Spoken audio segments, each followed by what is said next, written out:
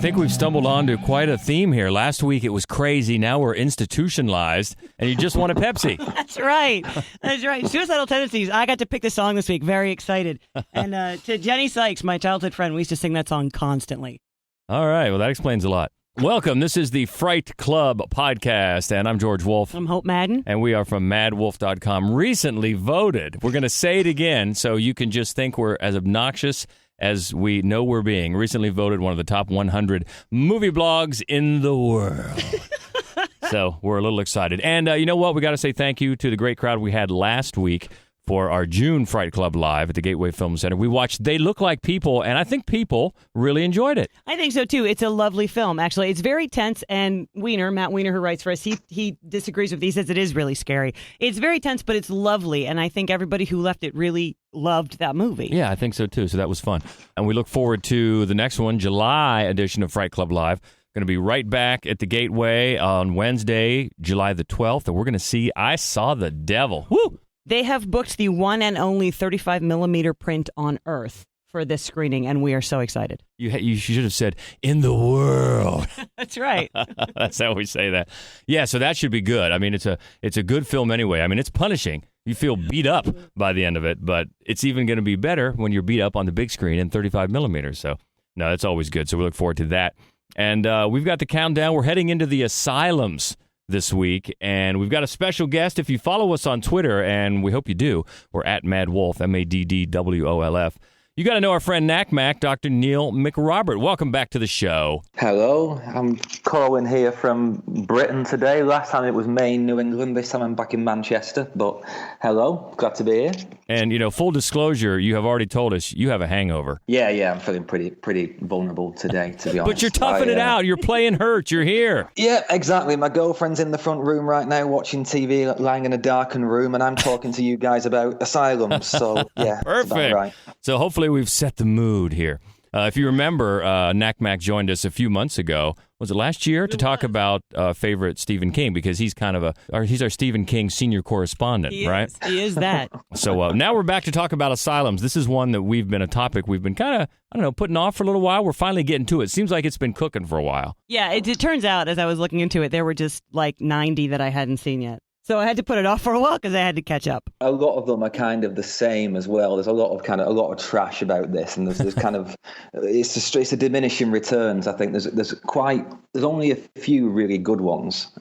So I think your list today has kind of condensed that to the best ones to see. Yeah. So really. we've got our top 5, and Neil, you've got yours. A little bit different. So we'll start off with ours, then take a break in the middle and talk about yours. There is some crossover though. But not at number 5. This is one that's a little bit hard to find, even though it's not that old. It's from 2005, and it's the story of a man taking up residence with a mysterious marquis and is soon persuaded to enter into an asylum for preventative therapy. From 2005, it's called Lunacy.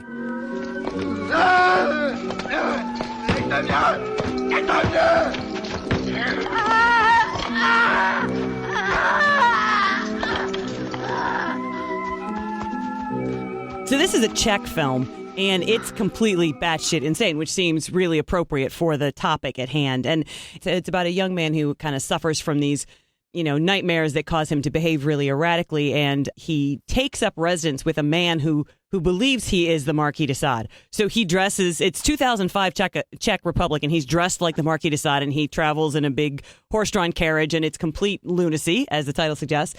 And so this man, for no reason you can think of, decides to go live with him for a while. And once he's there, he stumbles upon this sort of asylum that the Marquis runs. It's preventative psychotic therapy. It's to keep you from going insane. And he's the Marquis de Sade, so you can guess what's going to happen. It's a comedy of sorts. It's incredibly bizarre, and there's a lot of sort of claymation meat that moves about. It's an unsettling and often really unpleasant film with this just really lunatic comedy grotesqueries happening all about.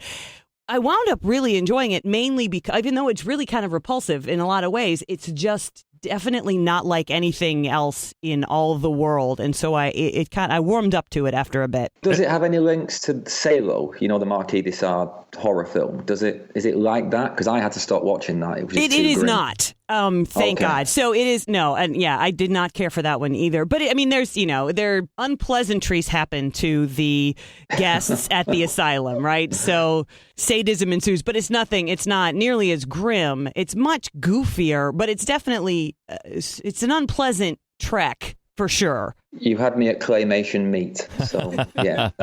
Yeah, and the story credit goes to both the Marquis de Sade, his writings, and also Edgar Allan Poe, which is interesting. And also, I think some of the same territory, the same story was told in the 1973 movie House of Madness. Yes, well, because those are both. The House of Madness is also focused on sort of a smash up of a couple different Poe stories. And I had a hard time, honestly, with Lunacy. I had a hard time finding Poe in this, but maybe it's because it was a Czech translation. And honestly, when I watched this movie, the first 25 minutes of it were not subtitled. So I really was hoping I was following what was happening. But there was, and I almost decided, well, I got to give up. And then eventually the subtitles kicked on, which is nice. But anyway, as you said, it was the meat that I'm like, what's going on that plate right now?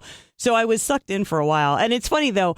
It's weird. The one movie that this made me think of for no reason in the world was the 1973 exploitation classic "Don't Look in the Basement."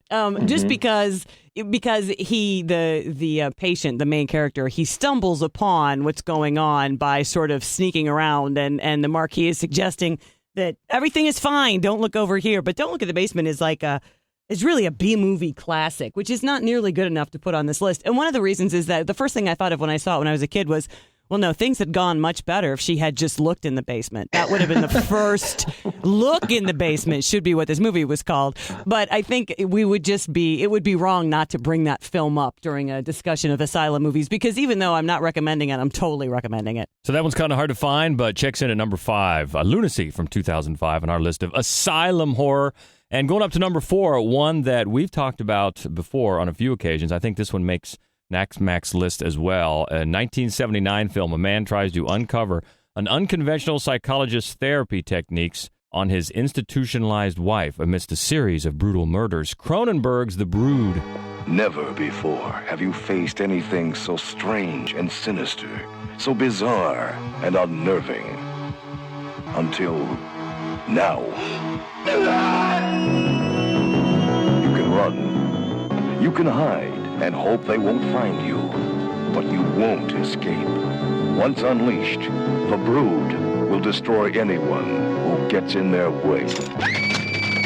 David Cronenberg's ultimate experience in inner terror, starring Oliver Reed and Samantha Eggar. The Brood. They're waiting for you. So speaking of batshit crazy, I when I saw your list, Hope, I thought, yeah, that was a good film. It's Cronenberg. How I watched it again. I'm always up for watching more Cronenberg. I had fond memories of this film, and I watched it again a few days ago. What the hell? It's effective and it's kooky and it's great in a number of ways, but just the opening scene, I thought I'd kind of come in the middle of the scene, like he's just talking to Mike and calling him Michelle. So the basic premise is, and correct me if I'm wrong on this or any of the names, the basic premise is that Ollie Reed, in a frankly masterful performance, deranged, plays a, as you say, unconventional psychologist who is encouraging his patients to what's the phrase? What's the terminology? Something plastic. Plasmodics. Plasmodics, yeah. He's hoping that they can kind of externalize or manifest their inner rage, and it takes the form of welts on the body and typical kind of Cronenbergian body horror tropes. But then, I don't know how much to give away, but then it goes a very, very different and more literal angle on manifesting your rage. I've got things written down here. I've got notes written down. And one of the lines is Nola's external womb, WTF. and that kind of gets across. It's this cod psychology played for horror effects. It is a good film, and the little villainous monsters, again, without giving too much away, are really freaky and owe a massive debt, I think, to Don't Look Now. But it is certainly crazy. I think it's Cronenberg's oddest film, and that's saying quite something. Yeah, and of course it's got Oliver Reed, who always looks like either he's about to do something depraved or he has just done it, and he knows you're going to find it, and he's proud. He's got that look on his face constantly, and he's a doctor. That's a doctor I'm not going to. To quote a famous politician over in Britain, he has something of the night about him. Yeah, he looks seedy and like he's up to no good at all times. And also, why is it Art Hindle? Art Hindle, yeah. The hero. They look identical at first. I was like, hang on, is this all you read? I couldn't work out what was going on. It just added to the confusion. They look like brothers. Anyone who's seen this, it should really come as no surprise that Cronenberg apparently wrote it following a tumultuous divorce and child custody battle. And he has said that the Samantha Egger character possessed, quote, some of the characteristics of his ex-wife. Yeah, he's kind of taken out some issues here, I think. Yeah, it does have I suppose you could argue it's got quite misogynistic tendencies. The mother figure isn't treated particularly sympathetically, shall we say. And also the hero's response to her, it's a little bit extreme at the end. He could just knock her out, but instead he kind of really goes to town and starts to strangle her. So there's a lot of Cronenberg's rage pouring out, I think, in this. I think Samantha Egger, though, is a match for Oliver Reed, right? In just the unseemly weirdness. And a lot of it is, you know, the external womb. I mean, she has a lot of help in being weird, and she's also got this strangely wide-set eyes that he really films to great effect. But she's nuts. She's nuts. And in a way that when you realize Oliver Reed's Dr. Hal Ragland is afraid of her, you're like, oh, no, she's trouble. She's a problem. Yeah. And one of the movies that I wanted to bring up for this, which I don't adore, but I liked, an Australian film called The Ugly from 1997. And it's another one where which is a pretty common trope, right? Where like the psychologist believes they can help the patient, but the patient is really beyond help. Kind of builds an interesting backstory, and it's a little bit more of really kind of a police procedural, although when it does get to the asylum portion of it, which is always in a movie that plays it fairly straight, when they get to like add the panache of crazy, it's always the most fun part, and it very definitely is in The Ugly, which can be very grim in a lot of different areas, but then when you start to realize that a lot of the characters that you thought were normal people are actually crazy, it's kind of fun. And I don't think a lot of people saw that one, so I wouldn't throw it in there. Okay, I'll check that one out. The Ugly. So The Brood, number 4 on our list of asylum horror. And we'll do one more on our list before we stop and talk about NakMac's list and how it differs. And our number 3 is a movie from 2001. Tensions rise within an asbestos cleaning crew as they work in an abandoned mental hospital with a horrific past that seems to be coming back at session 9. So the loonies are outside in the real world, and here we are with the keys to the loony bin, boys. You might actually want to be grateful when you're about to make some decent money. What's the catch? Patricia Willard scandal, 1984. I want you to try to remember what happened 24 years ago. Use your imagination. I want to come home. I am so sorry. So this was clearly number 1 on my list. I saw Session 9 years ago when I was at university, and I remember watching it one night. It was just on TV, and I just kind of caught it in passing, and it absolutely blew my mind. I thought it was one of the best horror films I'd ever seen. Yeah, as you say, I've forgotten who's directed it. Brad Anderson. Yeah. Am I right? From The Machinist and Next Stop Wonderland, yeah. Yeah, exactly. This was his first horror movie. I mean, you could argue The Machinist is a horror movie, I suppose, but this is his first kind of foray into the genre.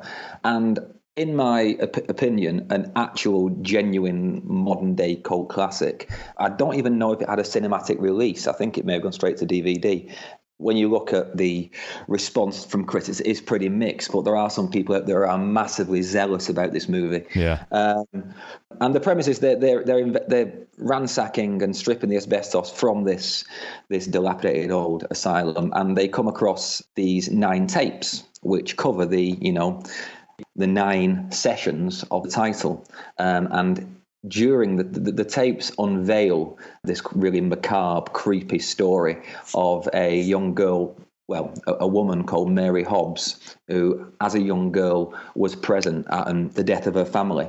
And she has the old staple of mental health focused films, dissociative personality disorder. So she has 3 personalities within her. The princess, a young boy called Billy, who claims he lives in Mary's eyes and kind of saw what happened but won't tell Mary because he wants to protect her.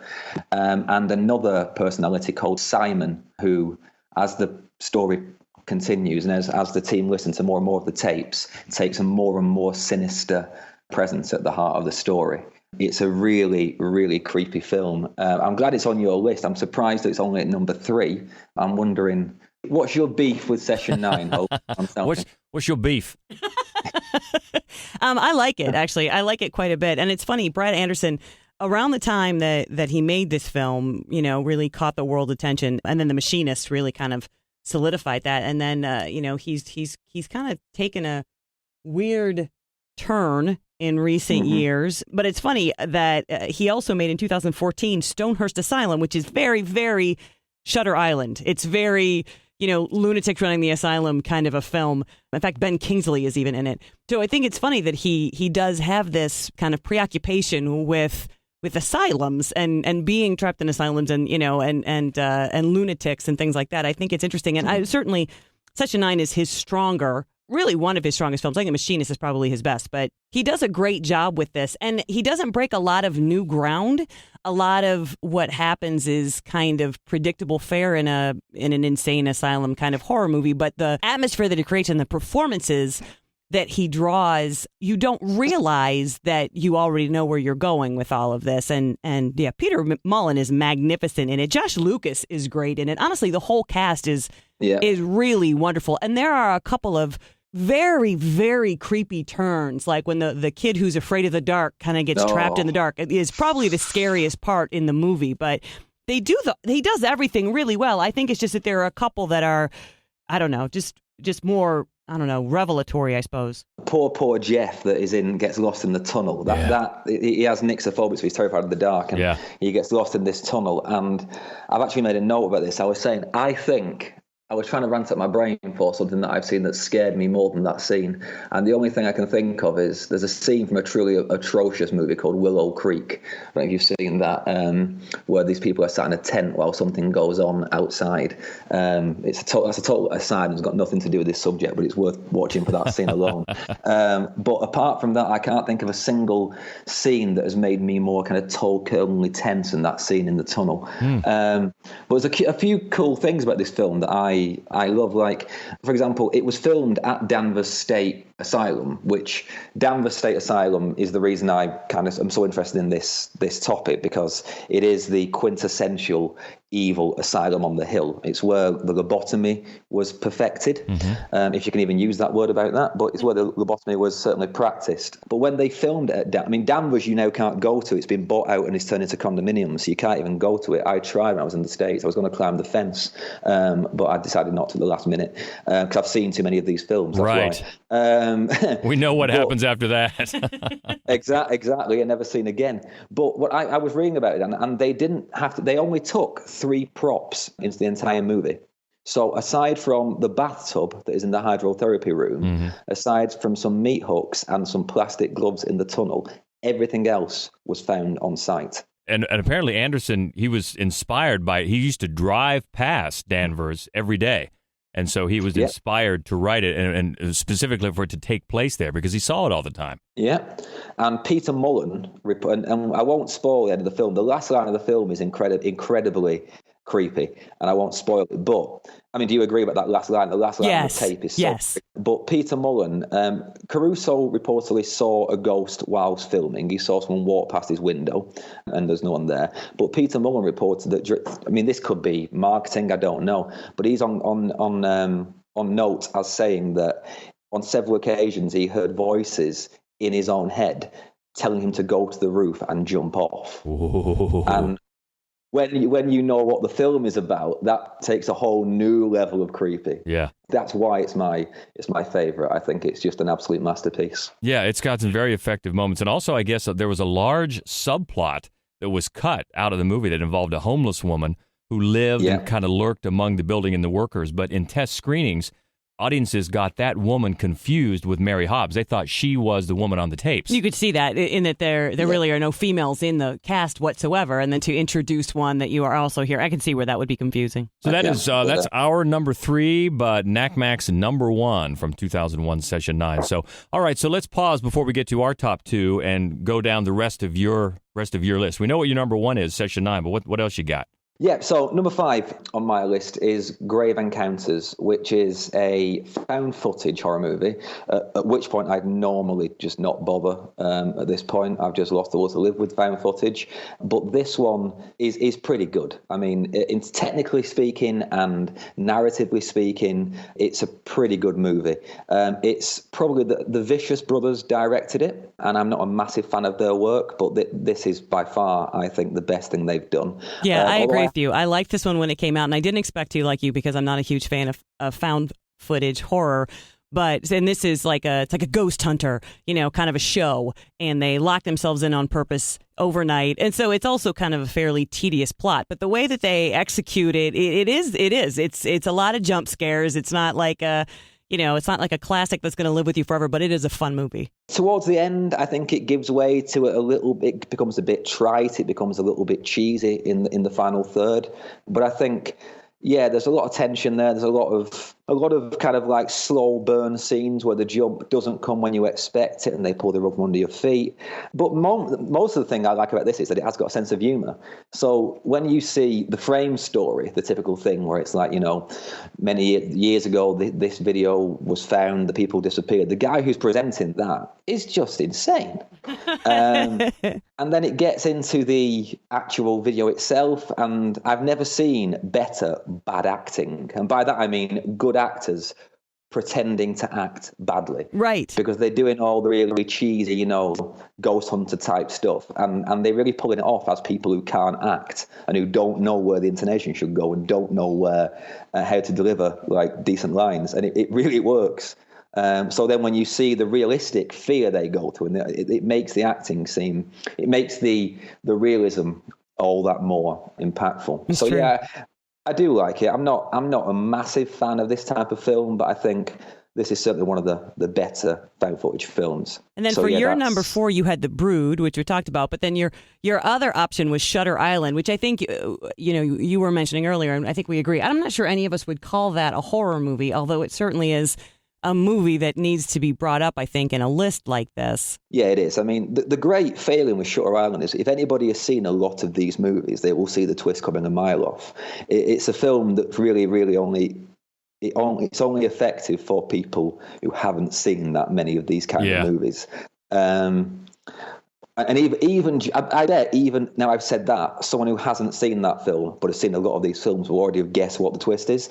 But yeah, I mean, it's a prestige piece. I mean, it's Scorsese. I mean, he doesn't make bad movies, and it's based on a Dennis Lehane novel, which have always made good movies. And so essentially, it is about 2 investigators who, in a very sort of Wicker Man style, visit this asylum off the coast of New England, off the coast of Massachusetts.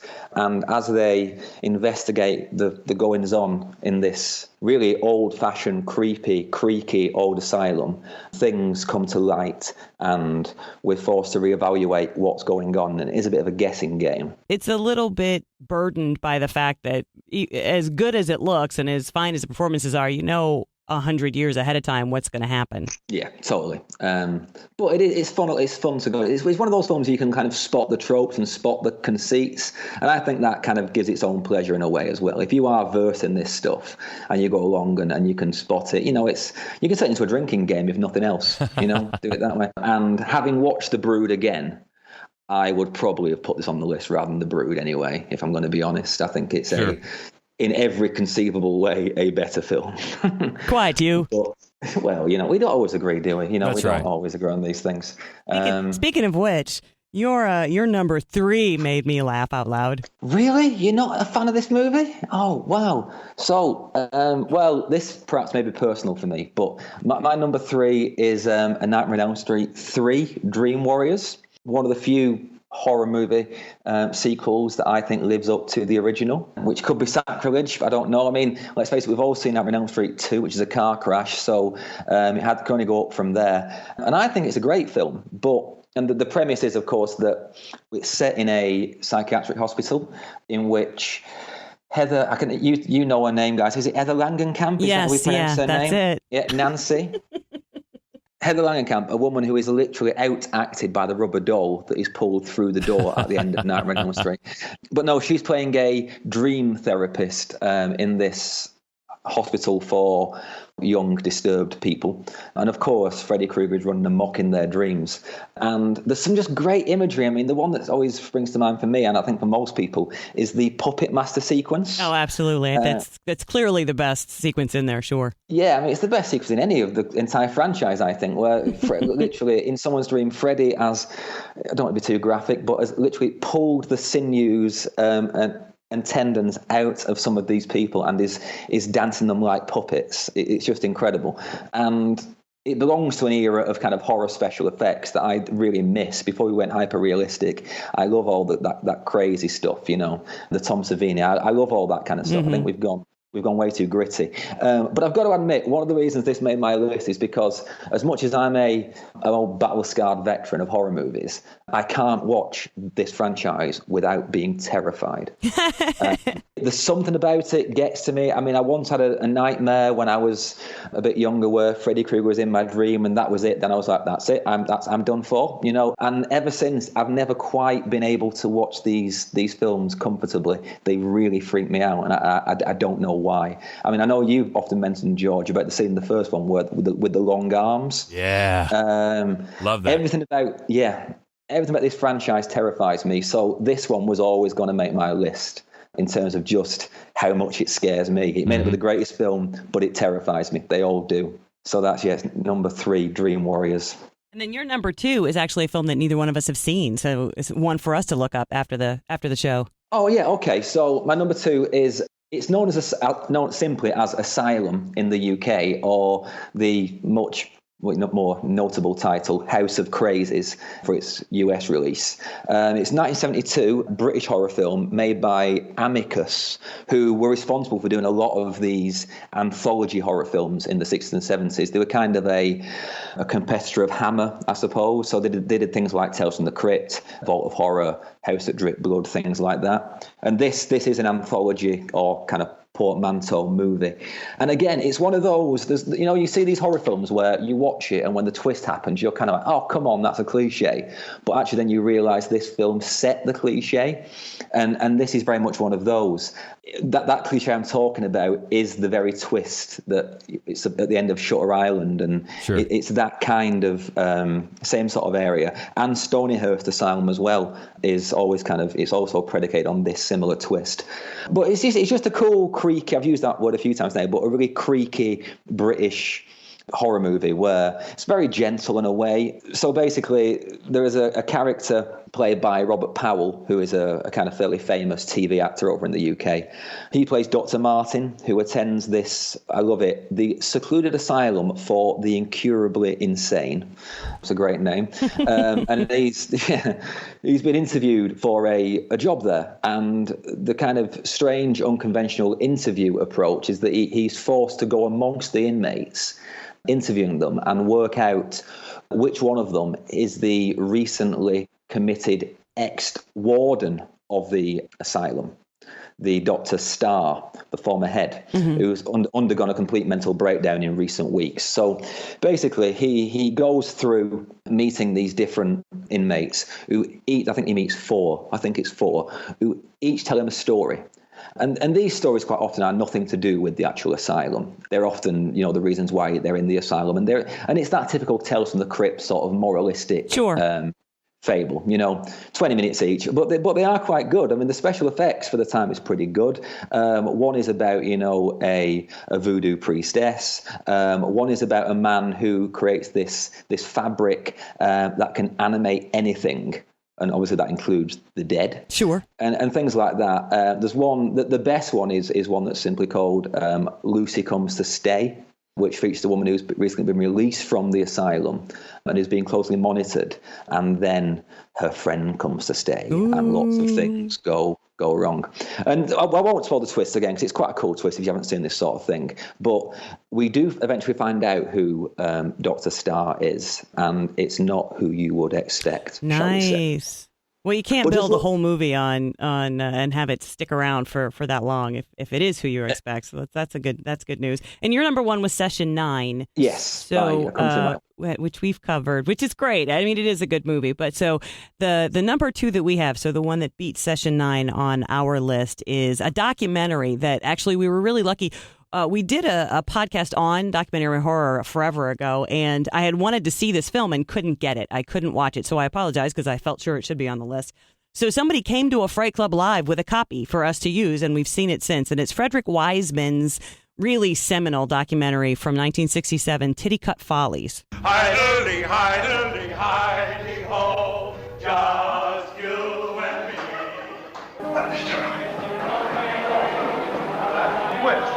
Because of the circumstances, because of the situation. Now you tell me how can until you see an improvement. Each time I get worse.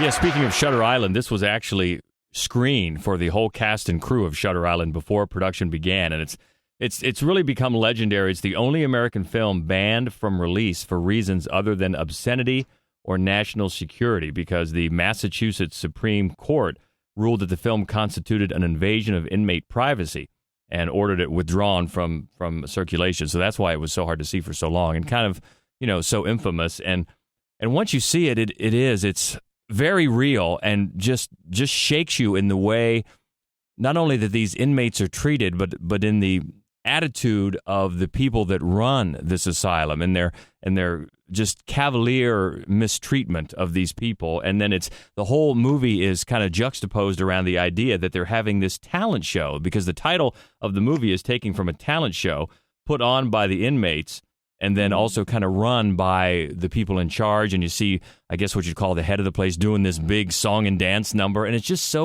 so weird to have that going on when all these people are suffering so much. It is the way that the way that Wiseman cuts between the two different, so just the inmate life and then this performance is really so grotesque and moving.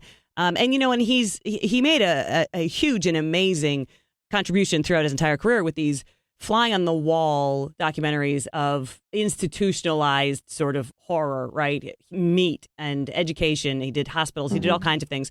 I think this one is probably his most infamous because I just think it hadn't occurred to people to wonder how asylum inmates were being treated, particularly when the sort of face of an asylum was showing you, look, how much fun they're having singing these songs with us. Yeah, I think I've seen it twice. I watched it for some research I was doing a few years ago, and I watched it again for this podcast. And I must admit, there were parts this time that I just had to skip through.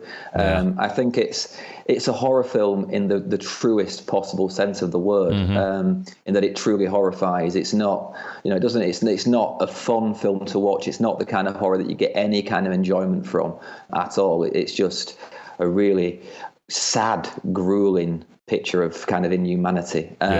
It's one that you don't forget once you've seen it, for sure. No, not at all. And it's really seminal. And I mean, a few things come to mind with this. One, I think what's really truly, is it 67 it came out, this film? Is that when it was made? 67, yes.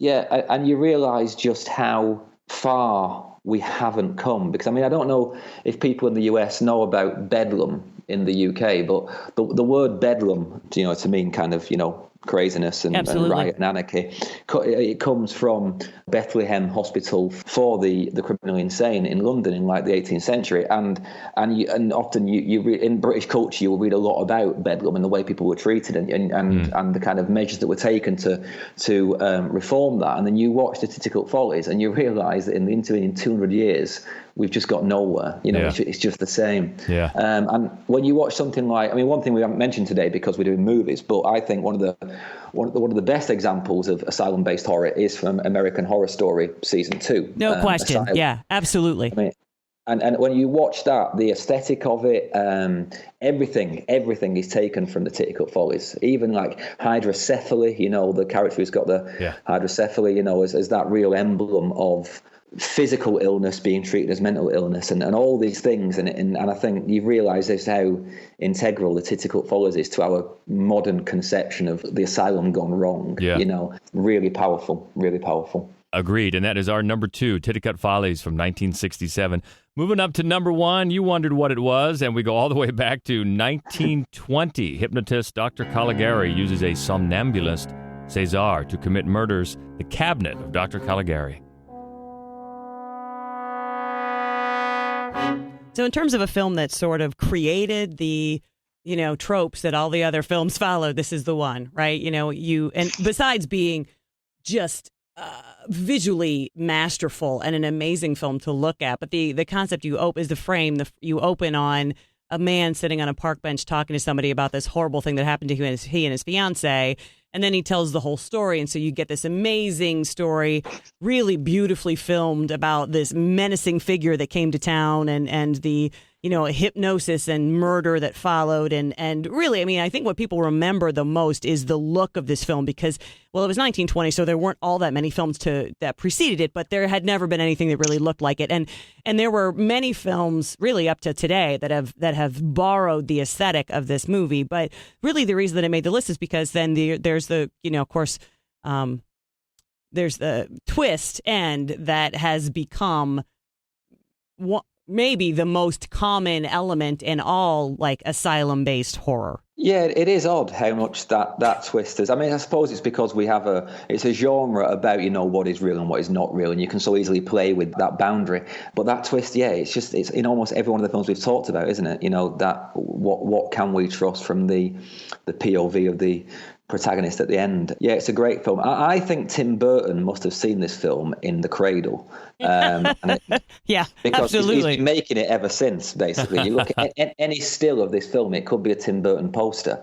I mean, the town, Holston Wall, it's just incredible. Like this, there's nothing quite like it apart from in Tim Burton movies. And I mean, surely he must be making a remake at some point of this.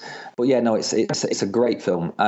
It's one of those that you probably struggle to call it horror by modern standards, you know, but it's certainly creepy, and the all of the creepiness, all of it is derived from the way the film looks. And you see Cesar in his this box or coffin or whatever, and that shit's still scary now. You know, you would not want that picture on your wall in your bedroom. You know what I mean? It's a freaky look. And even though we get the twist at the end, I still think that there's more to this. I don't know. There's something about I don't want to spoil the twist, but it was 1920, you know. So we kind of, at the end, it's implied that what you've seen is an hallucination, right? Or a delusion, rather. But I still think at the end there is something sinister about the asylum director. Because it was 1920, a lot of common belief is that all a delusion twist was put in to deflect the suspicion that the film was painting all authority as insane, which at the time would have been, you know, might have got you into trouble. Especially for a German film. Oh, right, okay. I didn't realize that. It's like shoehorned in to make it palatable. Right, yeah, okay. Exactly, that kind of makes the entire film make more sense in a way. Kind of forced into it. And, you know, you mentioned the look of it, too. So many of the sets were made out of paper, and then the shadows were painted on the walls. I mean, the look is just incredible. Oh yeah, it's painterly, isn't it? It's like watching a really, really elaborate, expensive stage production with the greatest set of all time. Yeah. And the angles are all quite weird, and you know it's one of those things, kind of like The Shining with the Overlook. You know, it makes you uneasy just because of the kind of irrationality of the architecture. You know, so yeah, it is great. That's our number 1, and that's a good look at some great movies, and even one or two that we were not aware of. So NakMac bringing the heat to the podcast today. We appreciate that, talking about asylum horror. And if you've got ideas to chime in on, we love that. Keep it going on Twitter. It's always fun. And, of course, NakMac chimes in there as well. You can find us at MaddWolf, MaddWolf. And NakMac, you're on Twitter at? It's just NakMac, that is NakMac. And you'll find me through that. Awesome. Looking forward to it. And by the way, we want to give a shout out to our other podcast. We're not busy enough on podcasts. Every week we do the Screening Room podcast, not talking about just horror movies, but all the new movies coming out every week, not only in theaters, but what's good and what's new on home video and streaming. So you can always check us out every week for the new movie reviews at thescreeningroompodcast.com, and always hit up our main website, maddwolf.com, for all the written reviews. And we try to keep you covered with the movies that way. So, true to form with all things Stephen King, a friend of mine, Alan Gregory, at a university here in the UK, is now running a podcast called Pennywise Dreadful. Nice. Which is it is a monthly read through of every Stephen King novel. It's really in depth. It's a nice mix of kind of academic and popular kind of conversation. I may be on it at some point in the near future, whispering about something or other. I don't know, but yeah, no, it's great for anyone who is interested in all things Stephen King. That's Pennywise Dreadful. Well, I love the name. You got me with the name right there.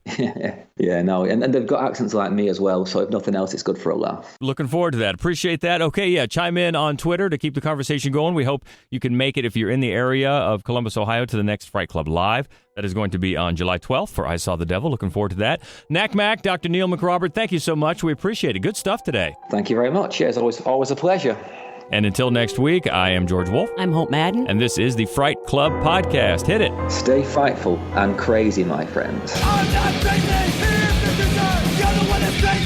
Here's the dessert. You got me crazy. Here's the dessert. They take me in and it's just to say what the only